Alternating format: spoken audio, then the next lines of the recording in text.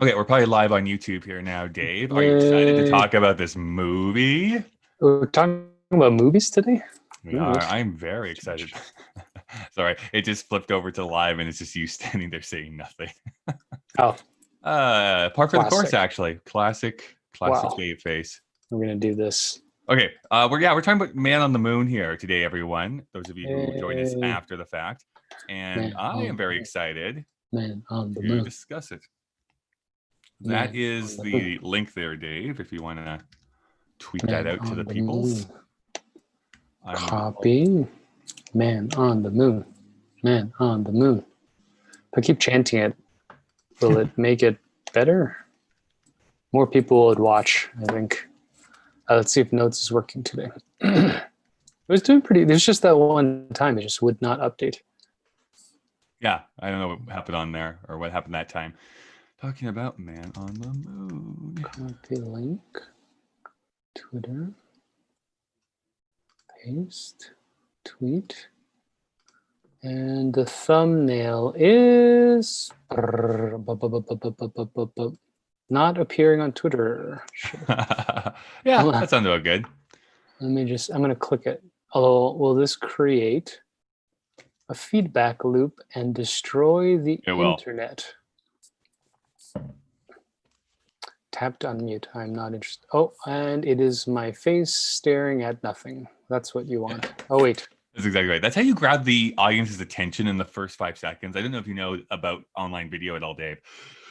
But the idea is you need to grab the audience's attention within the first like 2 to 3 seconds. And I think the best way to do that is having someone's stone, unreadable face, no emotion, saying nothing. I think is the best way to grab people's attention in the year 2020. It's about mystery, Kyle. Mystery, right? The nuance of asking that question, what is he doing? And then needing to find out.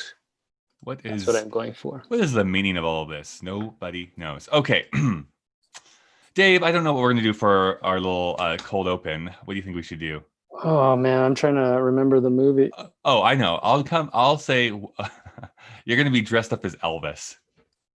Oh, that's how we're going to start this. Oh wow. And how do I which Elvis? I guess rhinestones. Yeah, do the rhinestones with a cape. That's what we'll do. We'll start and I'll bring over your cape and drape it across your shoulders. Okay. Dave, why in the world are you dressed up as Elvis? Well, you told me to come over like this. This is your costume. No.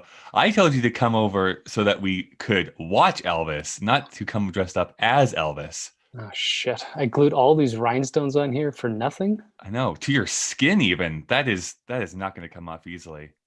Oh. Okay, let me drape this little cape around your shoulders.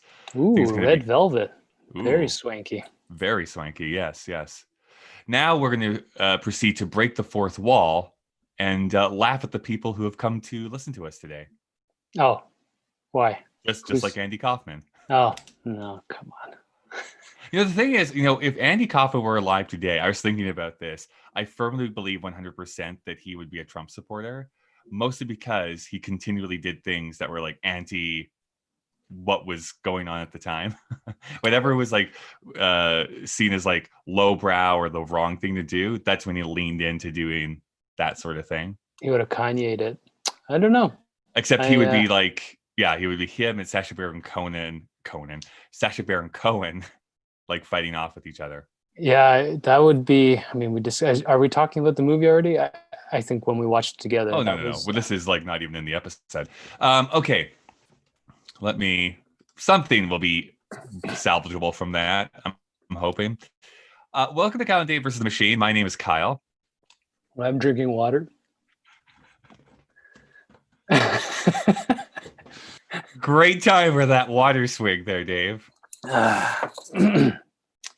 I think we should just leave it that way. No, it's going to be good. Yeah, this is all already going so well. This is a podcast where a sentient machine forces us to watch movies in order to prevent it from initiating the apocalypse. Although we do tend to talk about the ideas of the movie rather than the movie itself. Today, we're going to be talking and watching the film Man on the Moon.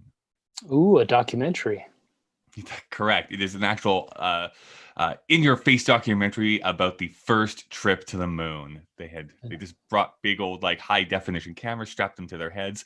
If you believe they put a man on the moon, that is. Oh man, You IMAX. rubes. So Dave, I think we need to start with this. I do want to know what your opinion is on this film in general. Let me back up. Dave, I definitely want to know what your history with this movie is, but I think there's actually two people we need to have just a quick, broader discussion about, which is first, let's talk about Jim Carrey. I want to know what your history with Jim Carrey is. Um, so first, I watched this movie after it came out, not in the theaters. I remember liking it, Mhm. and that's all I've got for you there. I was a huge Jim Carrey fan. I think my first introduction to him was in Living Color, which was the Nye band show from my family household. I think Mhm. my brother and I like secretly taped it, but Jim Carrey was amazing at Fire Marshal Bill. All his weird Right. characters that would essentially turn out to be him. And then Extensions of him, yes. Ace Ventura was a huge hit. I think I was probably still a tween. I can't. What year is that? 90. Well, here is the thing. If people don't know, 1994 was this huge watershed year for Jim Carrey because in that year, in that 1 year of 1994, Ace Ventura, The Mask, and Dumb and Dumber all came out Oh, were they all in in the one same year, year? all in the Oh, same year, like after like a few months in between each of them. And so he popped off so huge because he was in three of like the biggest comedies of the year. I'm pretty sure you can get sued for that phrasing. But yeah, he popped it off. I those are three great movies, He and tossed some salad. He, he he reached climax. he, he resurrected Sean Young's career. He introduced the world to Cameron Diaz. Yeah, yeah, yeah. Yeah, he's great. Yeah, so that was Jeff Daniels was a nobody before him. yeah. Was he even acting? Yeah, Probably right. not. Uh, so yeah, Jim Carrey worshipped him.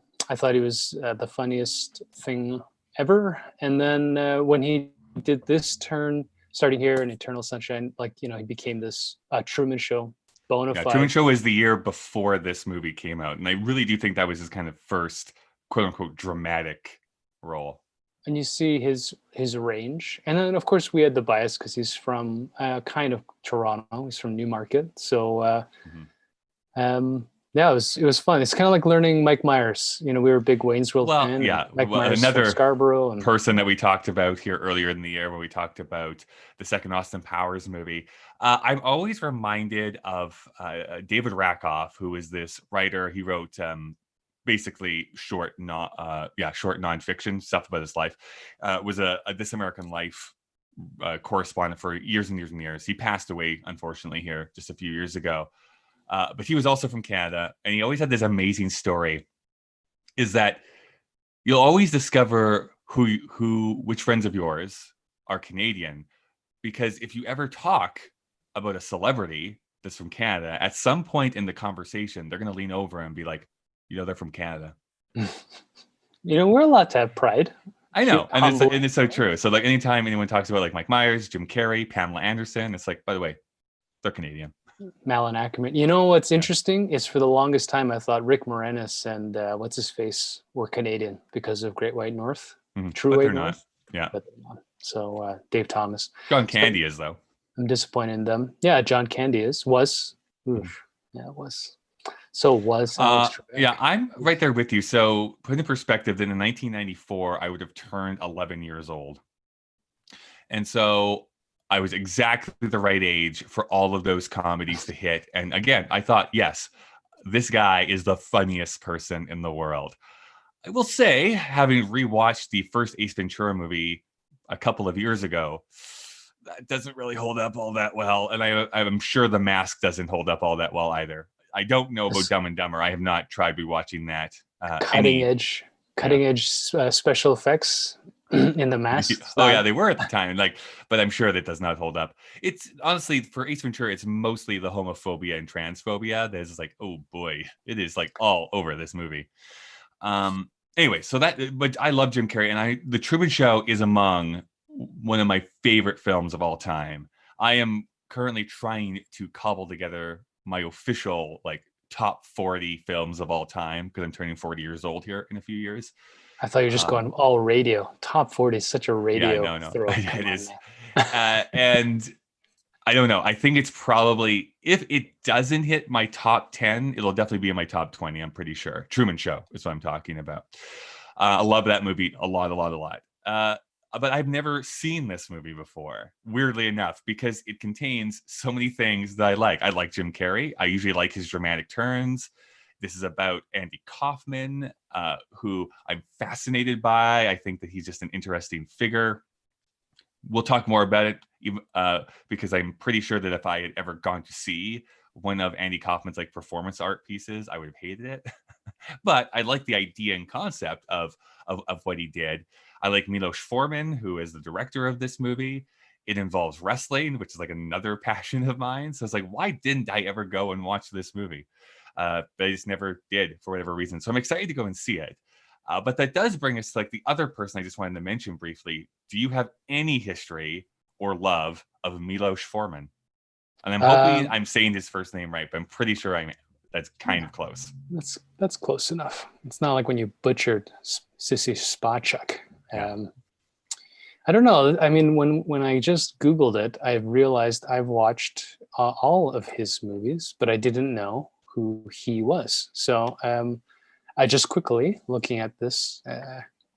One Flew Over the Cuckoo's Nest, great. Mm-hmm. Amadeus, loved. People versus Larry Flint, and I believe you're forgetting the seminal movie Hair. I haven't watched it. Yeah.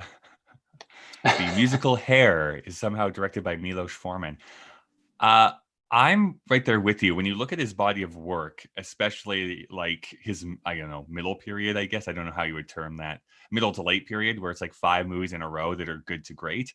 It is pretty astonishing that he was able to pull that off.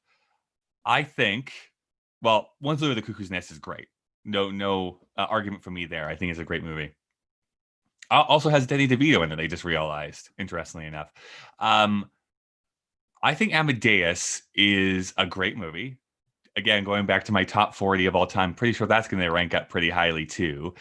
I think it's unfairly sometimes put into the same category as The English Patient or Gandhi, which are like these big, long, boring epics.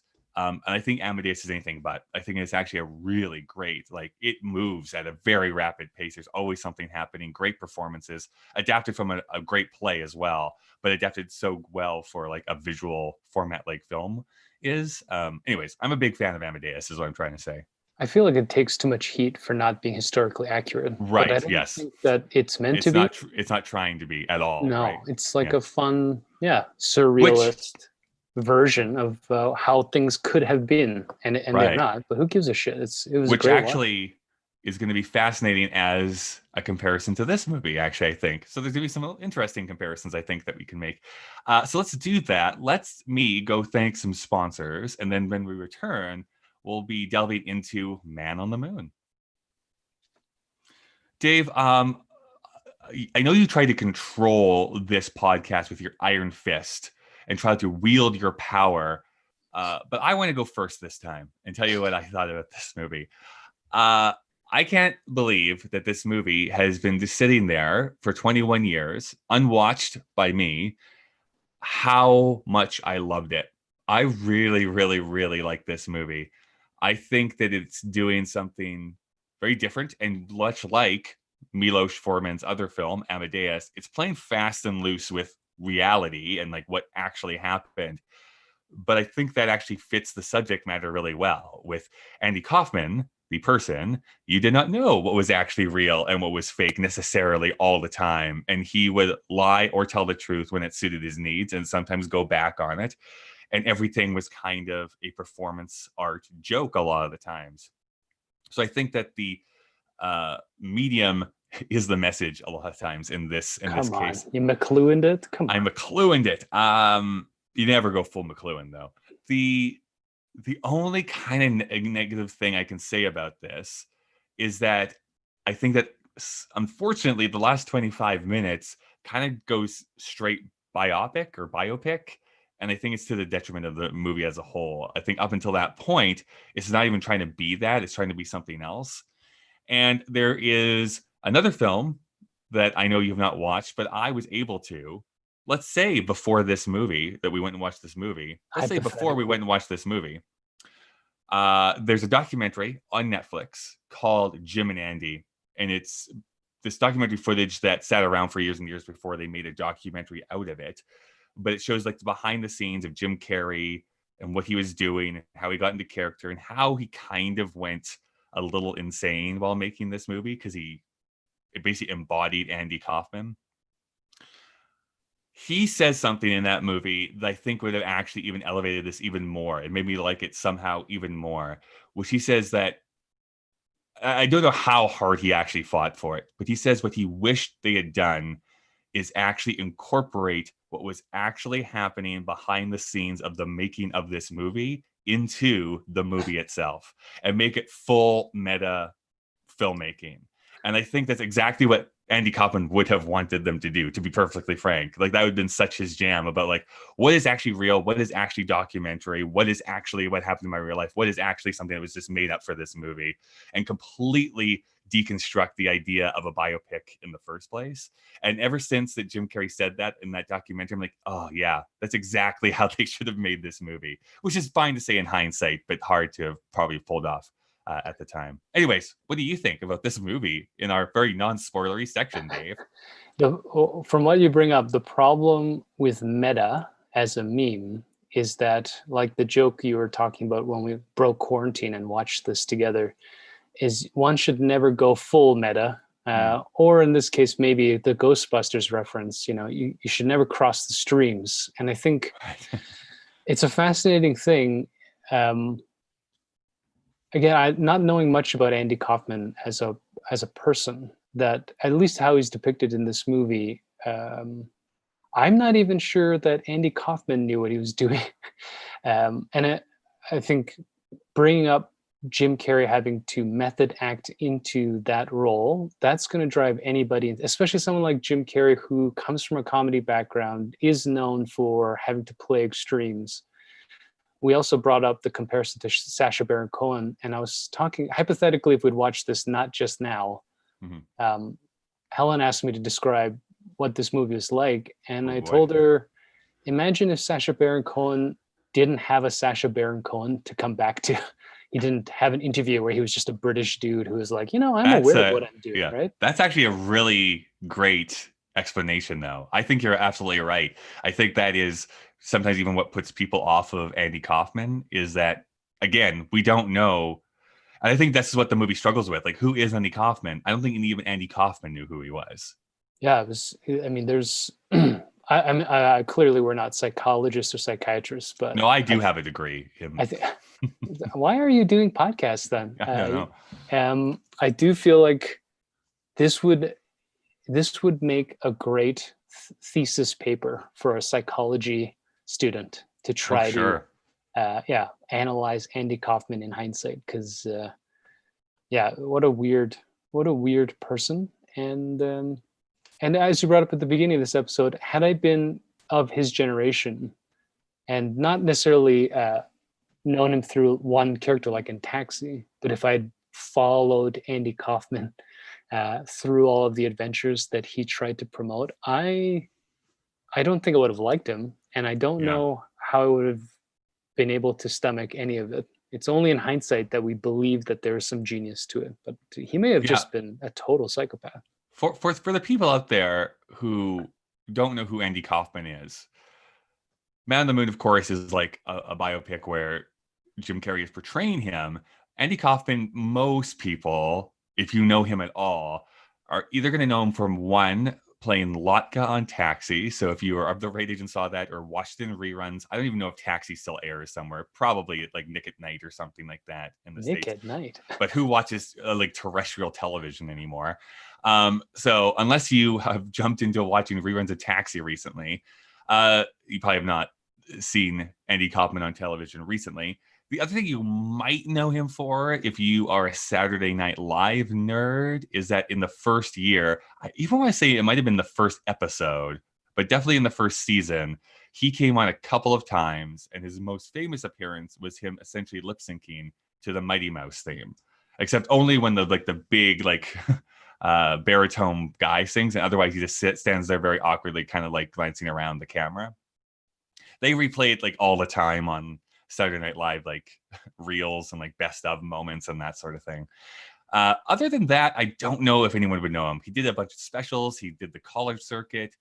There's a bunch of different stories about him, but I really don't know outside of those two appearances if anyone would actually know who Andy Kaufman is. But I guess my question is then, Dave, did you like the movie? Right. Yes, I enjoyed watching the movie. There are some genuinely hilarious parts. Hilarious? Who knows? Hilarious. And it's tragic, which is fascinating. It is hard to follow a little bit. It's not as fractured as, let's say, we talked about David Lynch maybe playing intentionally with surreal timelines, but there is some getting used to.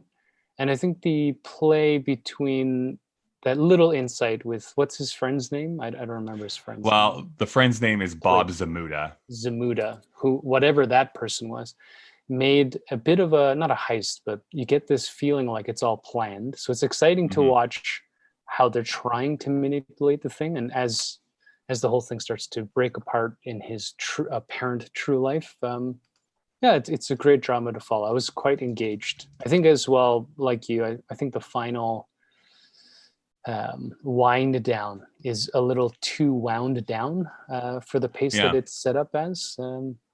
And then just to go meta, the fact that they had Danny DeVito in it. Well, that again, there's a lot of weird little twists in there, right? Like the original cast of Taxi. Well, that's what I was going to say. Like, I don't know how you really talk about this movie without talking about the meta-ness of this. Yes, they played Fast and Loose 1 with the timeline of his actual life. And so they kind of do things a little bit out of order in some of the things that they show. But his time on Taxi, they have all the original cast members except for Tony Danza. I don't know why Tony Danza didn't want to be there. Because he's the boss. It's because he's the boss. Because he is the boss. Although I believe Community definitively pointed out that he is not the boss. But we won't get into that. Then you have Danny DeVito, who is in Taxi, not portraying Danny DeVito, but his manager. You have Bob Zamuda, the real Bob Zamuda, playing a character in this movie. Lorne Michaels. Paul Giamatti is playing Bob Zamuda in this movie. You have Jerry Lawler, who was the wrestler that he fought with, actually in this movie, redoing that thing. And Letterman is here. When they went on the Letterman show and had their fake fight, they redo that again. So there's all this stuff like they're recreating. They're not just using archival footage. Like they're not doing the Forrest Gump thing where they could have like basically just like composited into the old footage again and just have Jim Carrey redo that stuff.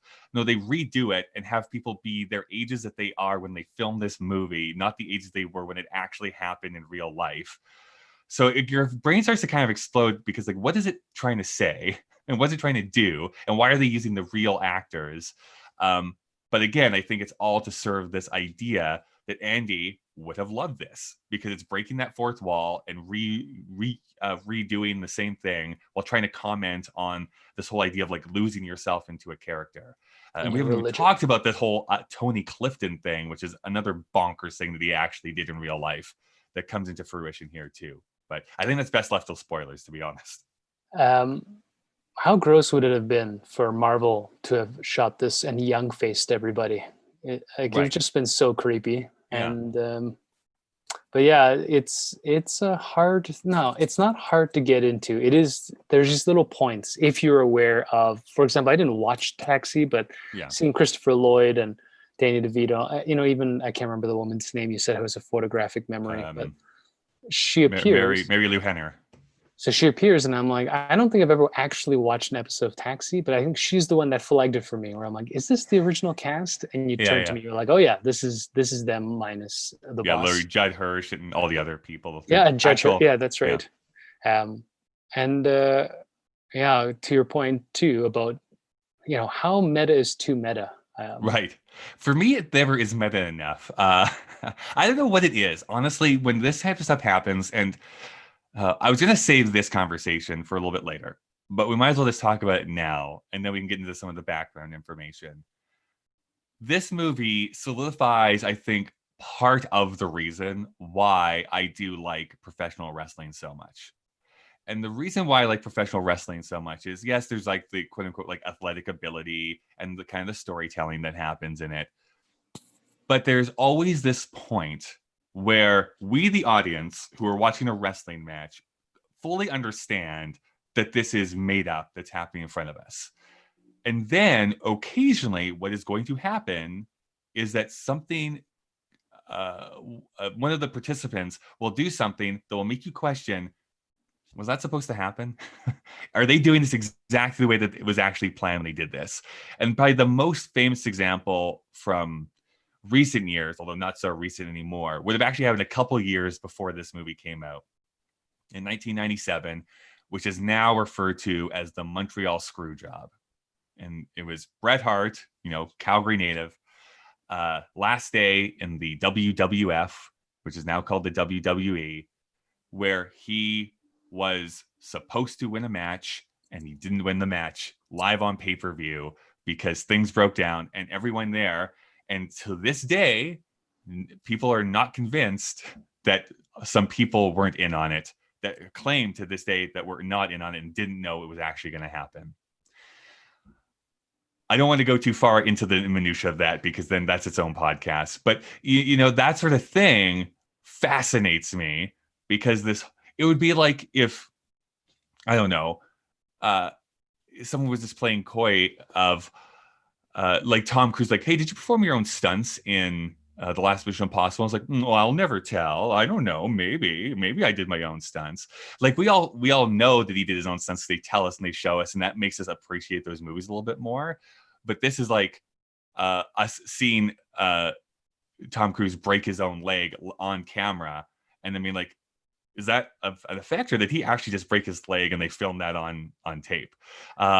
That's the kind of level we get to, and I think that's what this movie is trying to balance between. Number one, this is the most excited I've ever seen you. It's hilarious. You're like freaking out because there's too many. Freaking out over here. There's too many things firing up. Yeah. Number two, on stunts, you're describing Jackie Chan because you actually literally see him breaking his leg in some of his movies. I don't know if it was Rumble in the Bronx, whatever. He couldn't continue doing stunts because he had his foot in a cast after they had to change some of the fight choreography. Number three, there's that principle in writing and performing, the willing suspension of disbelief. And I think that when a situation is portrayed well, the word well being in a way that the audience accepts, then you'll believe anything. I mean, when I watched wrestling,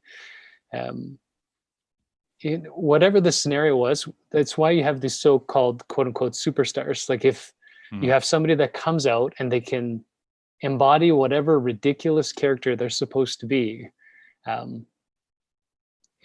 even though, you're in your late 30s and you should know better, you're going to pay money to watch these people perform. Right. Well, I don't know. I literally do put professional wrestling up there amongst like live theater. It's a form of live theater for me. Maybe low end live theater, but I mean, it's just so many bad actors, right? I mean, I think sure, yeah. In its heyday, I'm trying to remember the last time I was really into it was probably when I was in my early 20s, and it was WWF Monday Night Raw, and you had like The Rock I think The Rock was just appearing, so he, Triple H, like all these guys would come out, and they were fun to watch. They were so stupid, but they were like really into it. They really bought into it. And of course the heyday, I was a Hulkamaniac and all that stuff. And it was fun.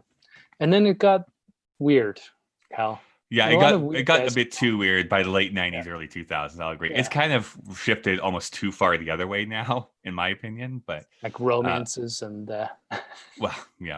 well, we want to get even into like is that weird. A thing? Oh yeah, romances and births live on air. Like there's some weird stuff that happened in the late 90s. Births live on air. Oh yeah. Oh yeah.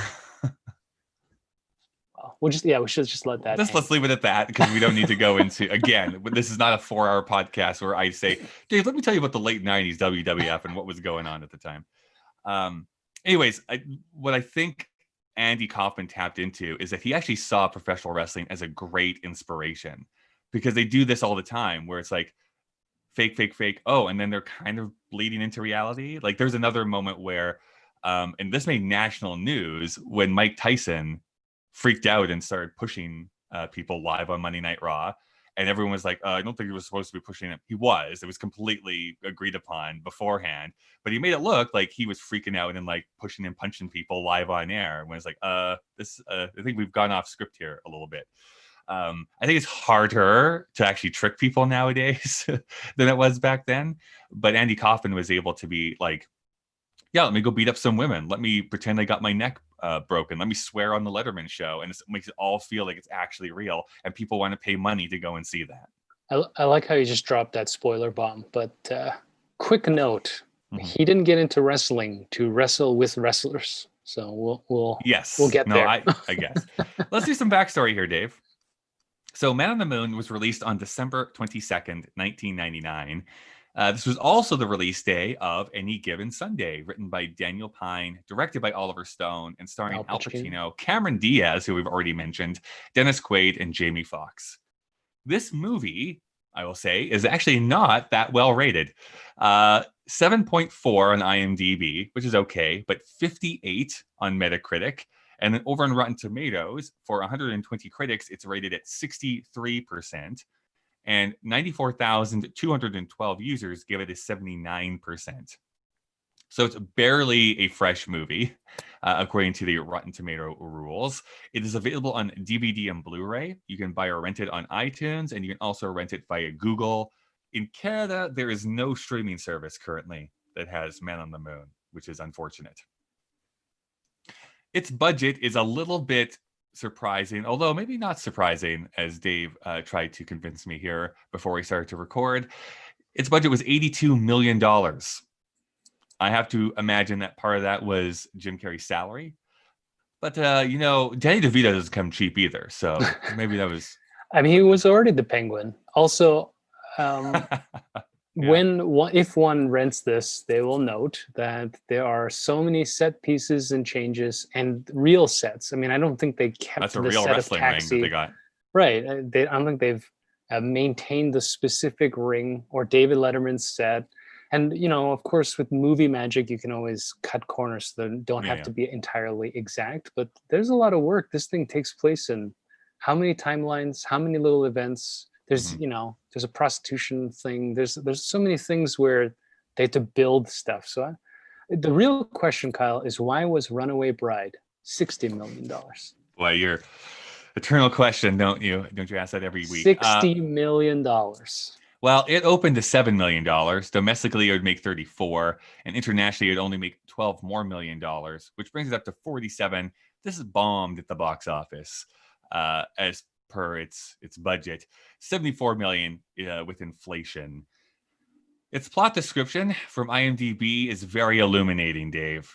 Its plot description from IMDb is the life and career of legendary comedian Andy Kaufman. Oh, it's very succinct, isn't it? Yeah. And not entirely a lie. It stars Jim Carrey as Andy Kaufman and Tony Clifton, Paul Giamatti as Bob Zamuda and Tony Clifton, Danny DeVito as George Shapiro, and Courtney Love as Lynn Margulies. Anything you want to say about any of those other actors? We've talked about Jim Carrey already. Yeah, I mean, you would think that I had forgotten we were recording this and had not done any background research. So I have literally nothing to say. It's fascinating. How meta is that? How meta is that? I mean, just a few call outs here. I will say, I think this is like right before Paul Giamatti kind of became what I call an indie darling, where he was in just a bunch of like low budget films that people freaked out about, like Sideways, American Splendor, other ones. That's Paul Giamatti. You know him when you see him, and then you do. Like, they're like, it's Paul Giamatti. I bet you anything around Hollywood, screenwriters will probably often write into their scripts Paul Giamatti type. That's probably what they would want. Yeah. Of course. Strung out. Yeah. Danny DeVito, of course, was a member of Taxi. I'm trying to think of where I would have probably known him from Twins? first. Actually, what was the other one they did with Schwarzenegger? Twins and... He did 2 as Schwarzenegger? I just remember Twins, honestly. I think he did. Maybe it is Twins I'm just thinking of. Anyways, definitely Batman Returns. I would have known him as the Penguin. Yeah. But I have a feeling I saw him in something else. I just don't. Oh, you know what? I probably saw Matilda. I bet Matilda is the other thing that I knew him from. That would be yours. Yeah. I mean, he's good in it, and it's an okay movie, but that would make sense for you that it would be Matilda for Kyle Marshall. Kyle Marshall's relationship with Danny DeVito would be Matilda's great, man. Matilda's great. It would only be 4 or 5 years later that he would start doing It's Always Sunny in Philadelphia. So I remember the first time I found that show and he appears, I was already cackling before he had his first line. It's just amazing that they got him to agree to do that. Oh yeah, like they even say it's like they offered it to have fully anticipated him to say no, and now he's lasted 14 years on that show. So I think in the commentary, I used to own those DVDs, and they said the first season he agreed to do it, but he would show up for like 20 minutes, and they'd have to do all his takes in this short time he allotted for it, because even though he wanted to do it, he's a busy man, and he's just a genius because everything he does in that show is. He is so gross and reprehensible in that show, but it works for him. Like just him eating like. If you don't know It's Always Sunny in Philadelphia, it's basically Seinfeld, but for even more awful people. There is an episode where they figure out that they can infuse rum into ham, and so they're just getting drunk off of eating ham. And that's the I have side. Never. That sounds like early seasons. Oh yeah, like worse. First 5 or 6. Oh yeah, it gets even worse after that. But I don't know the last time I laughed so hard and so deep than the line reading Danny DeVito does when he wakes up on an inflatable raft out in the middle of the ocean and he sees his ham floating away from him, and he just goes like, "Ham, rum ham," and he just like, it's so funny. It's a great show. And then Courtney Love is in this movie as well. Yeah, she's whole. And there was a moment where I feel, excuse me, there was a moment I feel where Courtney Love was being positioned as a great actress. Mm-hmm. And I think she was in a couple of like high profile things. But I feel like this is the movie. Yeah. But if I was this movie, there's another thing I saw her into around this time, and now I don't remember what that movie is. Maybe I don't know really if that ever legitimately became a thing. I think I was just going to say she Sheryl Crowed a little bit. I think around this time, because, as she was growing up with Kurt Cobain and doing Hole and all that stuff. Oh, did she know Kurt Cobain? She was already, right, on the addict side. But I think around the 2000s when she started not looking so great in her public appearances, kind of looked a little bit like she's having a hard time. And I don't know, apparently it doesn't work in Hollywood. Her age too, Hollywood, particularly in 2000s. Oh yeah, incredibly brutal. It's still bad, but I think a 30, 40-year-old actress who has chops can make it now, but in the early 2000s, it was near impossible. So that might have harmed her chances too. It's a weird world. It is a very weird world. This movie is written by the writing team of Scott Alexander and Larry Karaszewski, I think is how you say his last name. We'll say that's what it is. They started in 1999. They started in 1990 with the movie Problem Child. That's the first movie they wrote together. Isn't that interesting? John Ritter. They teamed up with They teamed up with Tim Burton for Ed Wood. So they're the writers of Ed Wood. And then did a couple of movies with Milos Forman. So this movie and The People versus Larry Flint.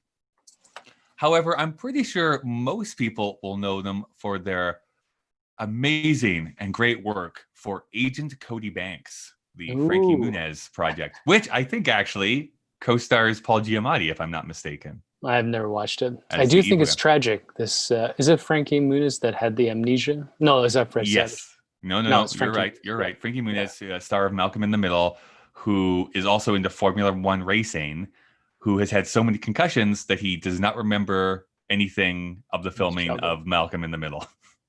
That's right. presumably, unless he's Andy Kaufman it. Yeah, maybe Frankie Muniz is just an Andy Kaufman creation. We don't know. We don't know. Recently, though, their most recent work was Dolomite Is My Name. So if you've watched that off Netflix. Is it good? I haven't seen it. I feel so bad. Yeah, that's what I was going to say. It's fine. It's fine. I didn't hate it, didn't love it, but it was fine.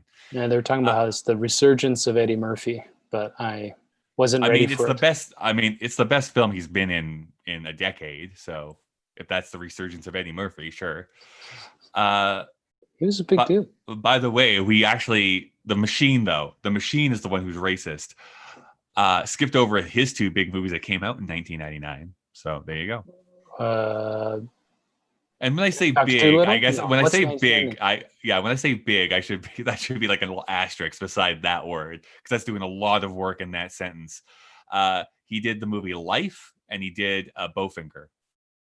You know what? I actually liked Bowfinger. I did too. Steve Martin. Yeah, I remember. It's probably also the last good movie Steve Martin's been in. That's shade being thrown, but I love Steve Martin growing up. Yeah, his live act with Martin Short was quite good when they did. I saw it in Calgary live here. Let's move on. Directed by Milos Forman. I'm going to say his name as many times as possible. He's from Czechoslovakia. He's directed a few documentaries and features before jumping to the United States. So One Flew Over the Cuckoo's Nest is his first, I believe, English language film. Well, one of only 3 films. Here's your Academy Award trivia for the week, Dave.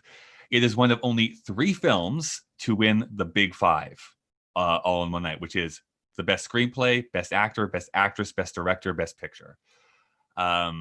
So pretty small company to be able to do that. Of course, did Hair, the musical Hair, which, to be perfectly frank, I'm not the biggest fan of the musical Hair. There's some good music in it, but the story doesn't really hold up in the year 2020. And of course, there's Amadeus, The People versus Larry Flint.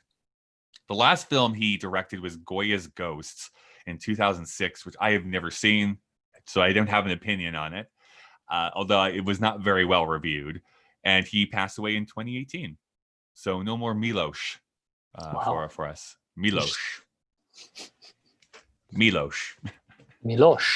What if you have to do an inflection on a different vowel? What if it's Milos? Yeah. Milos. We're going to get in trouble. Milos. Yeah. Milos, Eulos.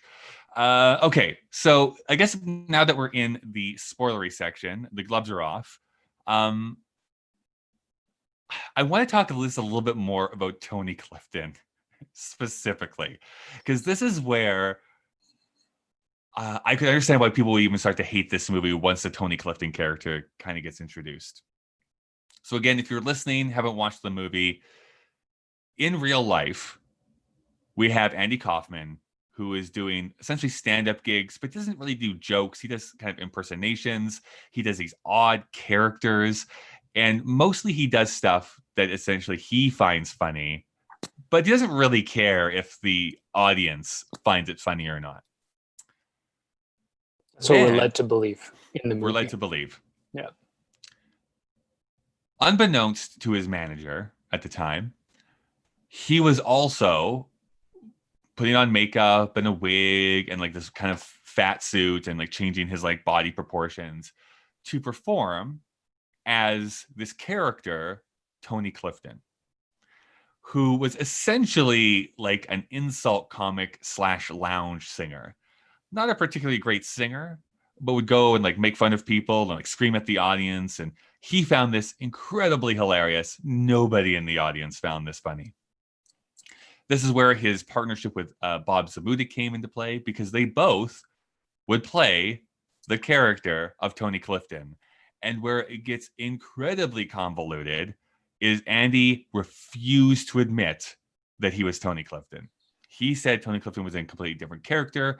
In the Tony Clifton guys, he would often talk down about Andy Kaufman and how much he hated Andy Kaufman, to the point, and this is actually a real story that is presented in the movie, where he got Tony Clifton to be hired on as a guest spot on Taxi, and they had to fire Tony Clifton because he was being such a dick to everybody. And again, this is all part of Andy's like performance art thing that he loved, that he thought this was so funny that everyone else just kind of had to put up with. But he's kind of a reprehensible character. Like the character of Tony Clifton is not a fun person to be around. I don't know if you have anything else to say about that. No, it's fine. You can keep going, Kyle. No, while listening to you, I had this thought of whether Andy Kaufman was ever Tony Clifton or if he was always Bob Zamuda. And he was at least once, like, I guess. Right. Yeah, at least answer. In the film. Yeah, there was that one. Well, no, twice. Once with the little meta stage act, and then at the end of the film. And it brings, again, the question of whether Andy Kaufman should be credited for being this genius who's aware and playing this in a meta and intellectual sense, like playing a joke on an audience, or if he was just insane and this was part of an initial schism in his mind where he couldn't actually differentiate between the two. I think in the movie, for sure, there's a tone that all of this is this inside joke, much like the comparison to Sacha Baron Cohen, where the joke isn't about who he's in a room with, but rather maybe in hindsight or how it's portrayed once people are aware of what's happening behind the scenes. Like I hate Borat and Bruno and all of that stuff because I don't care about the backstory stuff. I don't care why. Oh, okay, gotcha. Of Sacha Baron Cohen's career, the only thing I liked him in was Talladega Nights, and so all of this intentional playing a joke on an audience, that stuff, I just don't like it. And so the thing I was going to bring up about Sacha Baron Cohen, and I'm actually kind of medium on Borat, to be perfectly honest. I just rewatched the first one and then watched the new one that came out on Amazon Prime. So I've never been like the hugest Borat fan. What is kind of fascinating, why I know for a fact how much Sacha Baron Cohen was influenced by Andy Kaufman, is that you get to have, again, that meta conversation about who is in on the joke and who isn't. Because there's certain skits that everybody in that room is in on the joke and they know what's going on and it's just scripted. And sometimes it's not. And so part of the fun, quote unquote, or part of the heavy lifting of maybe the audience is being like, is this a mirror reflection to me, the audience member, and why I'm laughing? Or is this trying to uncover something like an uncovered bias or something inside of America or the UK or wherever he's going? But at the same time, does that still hold true if these people know what is going on? So yeah, there's another whole conversation we had about that. Yeah, I think we talked about, I don't remember which episode, but we did talk about this concept that maybe it was the last one, the surreal is meant to leave you questioning yourself rather than to entertain you. Mm-hmm. The way this movie portrays Andy Kaufman, I think that's exactly what we're supposed to believe, that Andy Kaufman is completely aware that he's challenging the audience, kind of telling them to fuck off, that it's not what you think, and I don't give a shit where you thought you were supposed to be, but when you leave this theater, you're going to start questioning why you thought anything was funny. But I don't know. I mean, it puts a lot of credit onto people. So at least, again, maybe I'm thinking too much about Andy Kaufman rather than the movie, but it's an interesting thing to watch, that this is a biopic that's definitely leaning to this idea that Andy Kaufman is designing these experiences for other people. The hardest part, actually, that I had getting there was the opening sequence of him as not opening, but the part where he's a child and performing for himself in his bedroom.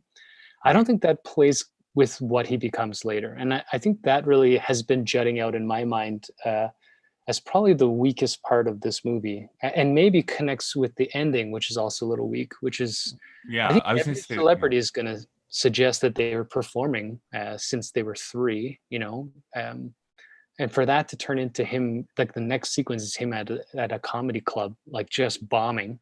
I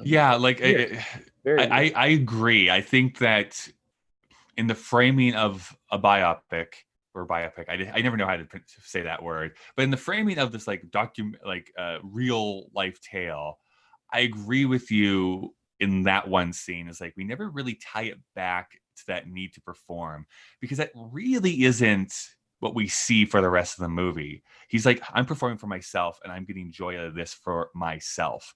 And I think what they're trying to do at the beginning, and what kind of the narration is saying, is he's trying to impress his father, and he's trying to get close to his father. He wants that connection there, but I don't think that ever really comes into play for the rest of the movie. And again, if they wanted to make that point, not to belabor this too much, but in the documentary, Jim and Andy, boy, do things get wild, because essentially, as Jim Carrey is embodying Andy, he claims like the spirit of Andy Kaufman like infused himself into me, which I kind of go bullshit on, but whatever. That's what he says. However, he would hold conversations with Andy Kaufman's parents, with Andy Kaufman's brother, and have like these, like they would be weeping and like hugging each other by the end of it, because they're like, no, it was actually Andy that was speaking to me from beyond the grave. Like they had these very emotional moments. They don't show a lot of that, but they enough of it to be like, holy geez, like I can't even imagine how Jim Carrey wouldn't have lost it, honestly, when you're having that kind of thing thrown at you. And apparently Andy Kaufman had a daughter, which is never talked about in this movie, who never met her father before he passed away, who came and saw Jim Carrey, and again had like this emotional like breakdown in his trailer. And so if you're going to make that connection between like this amazing person, Andy Kaufman, I just don't think you see that in the movie. You see the put upons, you see how he keeps playing with it, that every time you think someone is in on the joke, he twists the knife a little bit further. Actually, you're not in on the joke. I'm in on the joke, and I'm going to keep lying to people if I need to, so that I can keep entertaining myself. I do think, I mean, knowing not that much about Jim Carrey, I would expect that Jim Carrey as a person would probably have a lot of similarities to an Andy Kaufman. Mm-hmm. And much like I was talking earlier about Sacha Baron Cohen, there's probably a stronger root or core system where he can flip back to something more central to himself. But there was that period where Jim Carrey was not really doing a lot of big blockbusters. And whenever you would see a candid interview, he looked completely unhinged. But if you become famous for playing exceptionally extreme characters, even in a drama, you have to be in a, like, this is not like Truman Show is a meta movie where he has to continually question whether anything around him is real. And then you go home and you're Jim Carrey Mm-hmm. and you're making $20 million a movie. You can't go anywhere without being recognized. How can a person remain sane, or whatever that means, but average or normal, or have a context that makes sense? So the only thing about Andy Kaufman is I don't remember him as being this kind of big name. I think he's more of a cult He is figure. niche. If I agree with that. I don't ever think he really broke through. No. Even as much as what this movie wants you to believe, he broke through to a certain segment of people for sure. But I don't think he was ever as popular as even say, gosh, I'm trying to think of someone that would be super popular. Like he was never a Steve Martin, for instance, in the 70s. Like Steve Martin was selling out stadiums across the country. Andy Kaufman was going through the university circuit. Like he was not selling out stadiums. You know, Andy Kaufman, it's kind of like when you watch comedian bios or documentaries, they always have these guys that just didn't make it. They're always like, oh, that guy used to always, I think he's like a cult figure in that sense. Like, yeah, I have a sense that all these comedic geniuses and people are like, that guy had it. But, you know, yeah, they talk about Bob Saget that way. They talk about all these guys that, I mean, Bob Saget definitely had a career, but his true comedy is disgusting. It's hilarious. Sure. Well, I think there's two things to that, because there's certain comedians that they will often refer to as like, that's a comedian's comedian, right? The guy who makes other comedians like just like bust a gut, but like the broader public probably doesn't care about them all that much. And at least one of the things that the movie posits, I think, is that Andy Kaufman was just not interested in that. He didn't care if he had. Presumably, yeah. I don't think he really cared if he had like a huge following. He just wanted to keep doing his stuff. One thing you did bring up, though, and actually, I wrote this down in my notes. I think this is a fascinating comparison with the Truman Show. I think that the fact that Jim Carrey did these two films back to back is super intriguing, because with the Truman Show, it's this film about a guy who doesn't know that the whole world is watching him, and then decides that he rejects that once that becomes known to him. And this movie is a guy who wants the entire world to look at him, but the audience rejects him. And I think that's just a fascinating double feature to kind of take a look at. Yeah, I just thinking, where is Jim Carrey's mind when he reads these scripts? Truman Show, I can see if someone puts that in front of me, it's such a fascinating concept. But having gone through it and built it, someone hands me Andy Kaufman's, Man on the Moon, and I'm like, do I do this? I just have this thought, like, do I do this again? Like in a darker, weirder way. But it's a fascinating, it would be interesting. It's impossible, but it'd be interesting to be in that room over those 2 or 3 years where Jim Carrey's like, I don't know who he was living with at the time, but what the machinations of approaching roles of this nature, particularly knowing where he came from, the In Living Color and the slapstick weird character comedy, and then playing two weird characters in sort of opposing environments. But well, he certainly became more and more Andy Kaufman-esque as the filming of this went on. The biggest example of that, honestly, is the relationship between him and the wrestler Jerry Lawler, which is very different than the real relationship that apparently Lawler and Kaufman had. As Lawler explains it in interviews that I've watched of him, is that they were both in on the joke and made things up. So each of them knew exactly what was going to happen during each like wrestling bout, when they went on Letterman. Like everything was planned out between the two of them, and it was very respectful. Jim Carrey, on the other hand, was intentionally provocative and would push his buttons, and actually had to go to the hospital after Lawler punched him in the face. It looked like it, like on the Letterman set. Well, no, that he asked him, to slap him as hard as he could in that shot when he was supposed to have like a double actually slap him.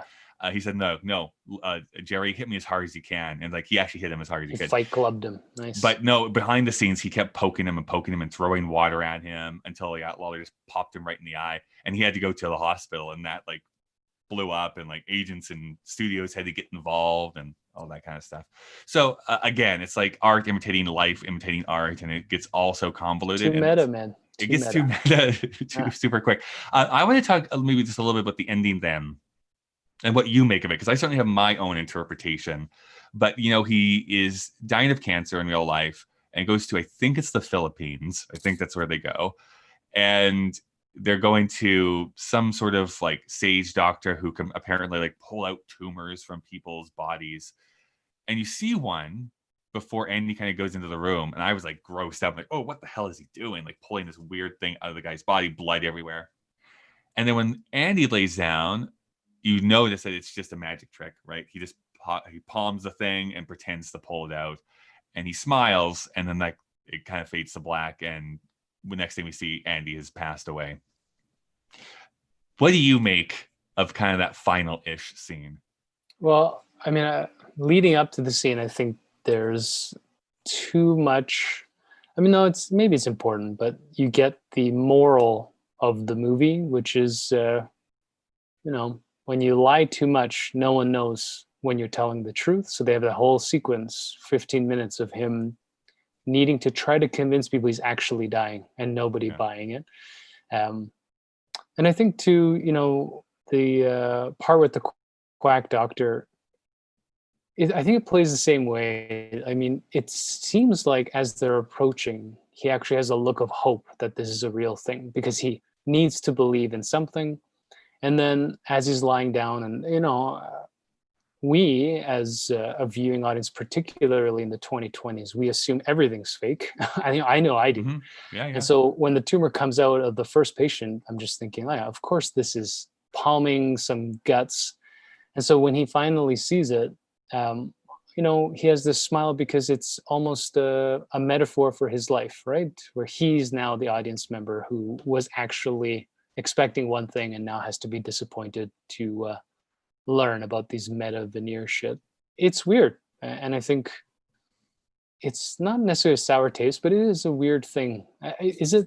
Yeah. And then following that, they relive the funeral, right? Right. And we tie into the actual intro, where I think we're supposed to believe that the if you watch this movie, the intro is this meta thing Is of the credits, yeah. him showing the credits because he's trying to convince the movie's over. And so kind of to your original Which point, I have to just say, this like I want you to finish that thought. What I think is a brilliant way to start it, because he basically says, okay, all the people who are going to hate this movie anyways have already left. Now we're just going to be left with the people who kind of get what I'm trying to go for. And like, yes, you need that kind of setup to really buy into what you're about to see for the next 2 hours. Which is, I think, when you brought up how Jim Carrey, I guess in this documentary or somewhere else, thought that the behind the scenes could have been, I think that's the limit at which you could do that, which is goofing around these timelines and forcing everybody who is actually involved to relive all the moments they were already involved in, to portray them for a current audience in their old age. I mean, there are too many weird niches that are fulfilled that, I think I would appreciate it more now than I would have when I was, the 20. I think I agree with you. I think it's important that I saw it in the year 2020, because I think I appreciate it more watching it currently than I would have in 1999. Yeah, and it would have been too fresh. Yeah, which is maybe why the score is so low from the critics in that time. Maybe they just didn't. Yeah, they weren't ready to engage with that, because honestly, after the internet and fake news and everything else blowing up, and those terms, and how we kind of just innately understand that people put on a face in different situations, like all of this is like, yeah, no, I get it. Like, yeah, for sure. Everyone is pretending to be something. And I think that's what this movie really kind of tries to drive at. The idea of hiding behind veneers, of course, is as old as time, as humanity, but certainly in the 2000s onward, with the internet and social media, this meta nature is what's twisted so much. And whether people are in on the joke or in on a joke of being in on a joke, and all these stupid. Well, yeah. Well, even like quote unquote like comedy online, when you get into like memes and memes of memes and 4chan jokes and Reddit jokes and jokes that only work on Twitter, like all these things that you kind of have to be built in, or I don't know, engaged with online. Like, my parents are not going to understand why a certain meme is funny, because they just don't have any of that context behind it. We do. And maybe that says more about our society, is maybe we should just disengage more. Maybe we'll be happier if we don't try to impress other people or try to engage with the more popular things that are going on. I think that's a fact. The problem is it's not easy to do, and it requires deep psychological self-reflection on one's own true motives and goals and values, and nobody has time for that. I got to get to my next post and next like.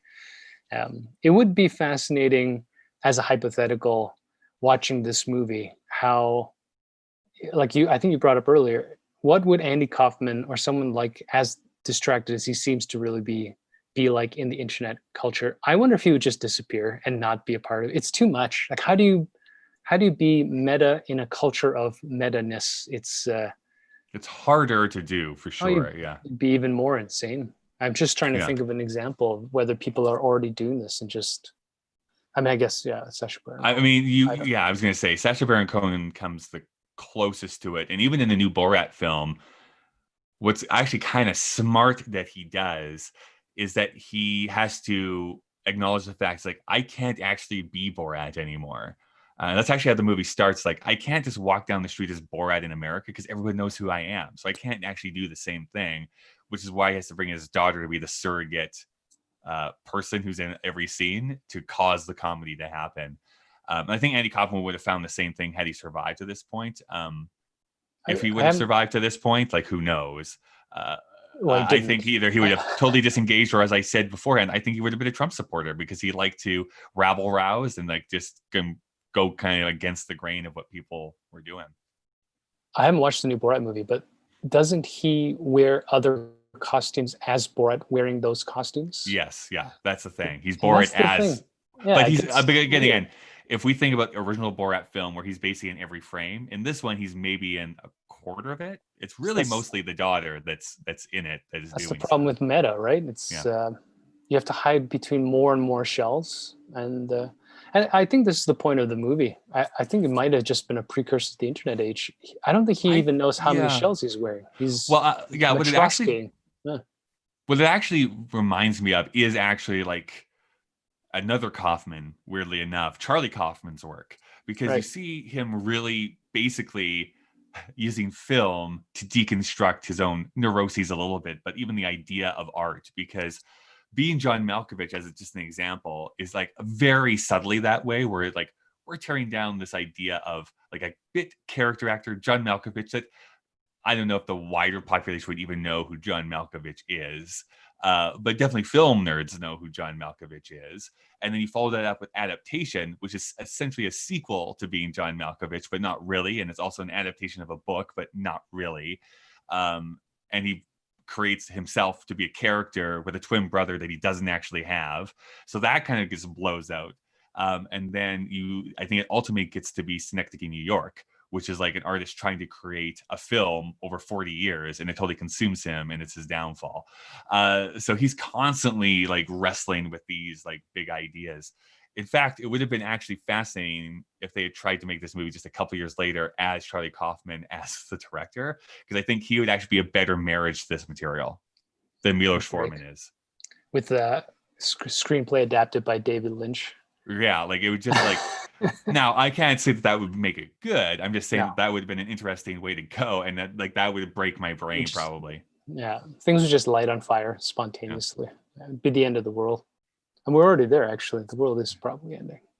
Yeah, well, I mean, right now here on December 18th, boy, the weather, huh? And that big political thing that happened this week. I can't believe that thing happened. Jarring. In the future, present, so tense. I guess I'm the most disappointed that it's against the norm. Yes, well, yeah, right. It's unprecedented. Okay, the or machine unprecedented. The machine has asked us to wrap it up, so let's ask those questions that we normally ask. Do you think this holds up, and do you think it is culturally relevant, Dave? I mean, I guess my preface is that I did enjoy watching it. However, I hear a but coming. Is what I don't think it holds up that well, and the reason being, I think it. Like I can't remember which movies we talked about. It's come up a lot, but in this talk too, if you're not in on the joke, then there's no relevance to any of it. It's entertaining to us because we have some grounding, let's say in Taxi or Jim Carrey, but it's pretty dated. It's talking about a past time. It's a type of performance that's been pantomimed so much and evolved so much that I don't know. I would never watch this movie again. So I'm not sure if it holds up. I don't think it holds up as well as you clearly do. And I fully admit that this is just entirely my jam. So I'm a little bit biased. It had wrestling in it, so it's going to be a 5 out of 5. No, that's not necessarily true. Or else I'd be like, Ready to Rumble is the best movie ever made. You know what is a good wrestling movie? That Netflix movie with that kid that finds the mask. Have you seen that? You should watch that. I have not. No, it's pretty good. You told me, I think this is the third time you've told me to watch it, and I'm still not going to watch it. It's disappointing. I fully believe that this movie holds up in the fact that there are still things that are discussed to this day that are relevant to this day. This idea of putting on a face, of pretending to be something that you're not. I think that element really works for me, and I think it's still something that modern audiences could get behind. Now, I think you are right to call out the fact that because I know a bit about Andy Kaufman, that I think there's some things that my brain and my mind are filling in that this movie does not really fill in very much. So I think that there is a bit of a barrier to entry here for some people. But I think the performances are just so good that I could kind of be swept away. That had I not known anything about Andy Kaufman, I'd just be like, this is so bonkers. But I'm totally along for the ride. you may disagree with me, but the fact that Jim Carrey was not even nominated for Best Actor in 1999, I think is a bit of a travesty.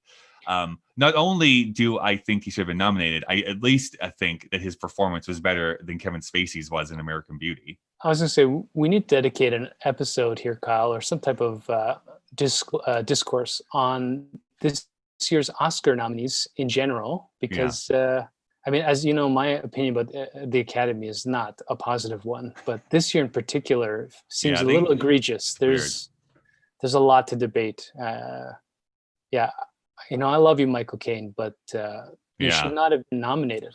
Yeah, not even nominated. Anyways, No. that's I think that we will have some time. I think we will have some time, Dave. Let's just put it that way. So anyways, what I'm trying to say is that I think it holds up just by the quality of the filmmaking, the performances, the specific subject matter. Sure, I think there is a bit of stuff that you need to know, but I think that's true for any historical film. Like, the movie can only do so much, and then you kind of have to fill in the gaps with your own knowledge or reading.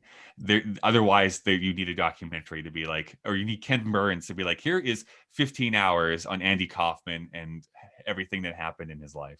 Just to point out your bias, I did not know anything much about Mozart's life or Larry Flint's life to enjoy those movies. Sure. And I haven't watched them recently. Maybe we should, but that's not why I enjoyed them. Mm-hmm. And this movie definitely has the same ability to entertain you, particularly in some of the bits and some of the acting. But I do feel like you are lending a lot of value to it with all of the research and interest you have personally. Sure. Yeah. But I will also push back a little bit. There's no way to approach a movie without your own background to it. I can't be like, I'm rating this movie based on what I think other people are going to think about this movie. I have to come at it by my own experiences, my own backgrounds, and my own likes and dislikes. So for me, this is right up my alley. It is like this movie was made for Kyle, and I can fully admit that this is not going to be everyone's cup of tea. But for Kyle Marshall, this is a great movie. And I'm going to rate it as such. This should have actually had an opening card, you know? I know. With made love for Kyle to Kyle Marshall. In 20 years, this will be viewed by our favorite adopted son. So that's what Dave and I thought. We'd love to know what you think. So you can send feedback to kyleanddavevsthemachine@gmail.com. And you can find us on Twitter or Instagram with the handle KDVSTM. If you want to see the entire list of films from 1999 that we've watched and rated, you can go to our Letterboxd page. That's letterboxd.com/KDVSTM. And if you want to support us monetarily so that we can continue doing this podcast and not usher in the apocalypse, you can go to our Patreon page. There's a link in the show notes for this episode. You can support us for as low as $1 per month. And of course, we do not want you to donate if it in any way causes you financial hardship. By the way, something you can do for absolutely free is to leave a rating and review on whatever app you use for podcasts. So let's get to rating this movie, Dave. Out of 5, what would you give this film? You know, I think I'm going to go around the 3.5. I think that... Right. That's respectable. Yeah, I think I'll agree with the general consensus on the internet that it wasn't a bad movie. It was barely fresh, as you put it. It's barely fresh. A ringing endorsement by one David Yun. You know, I think let's just do that. No, never mind. I was going to say, at some point, Dave, what we should really do too is describe to people how we look at the numbers that we give to movies. Because I think your 3.5 and my 3.5 are vastly different things. Well, I did propose that we do a little bit more of a either genre specific or... That's way too hard to do. Because this is 2 out of 4 for a horror film. Well, I meant more like, you know, acting could be 4 to 5. Plot. Oh, I see. Nuance, that sort of thing. Yeah, but then that would make like this last section of the podcast 30 minutes long. Well, we could do that, you know, off mic, Kyle. Oh, I see. We could do that off mic. I never do anything off mic, as you know, Dave. So I, like I told you, Really adore this movie. But I do think that last 25 minutes does kind of stray away from the point a little bit and tries to tie together some themes that doesn't really present itself until the very end of the movie.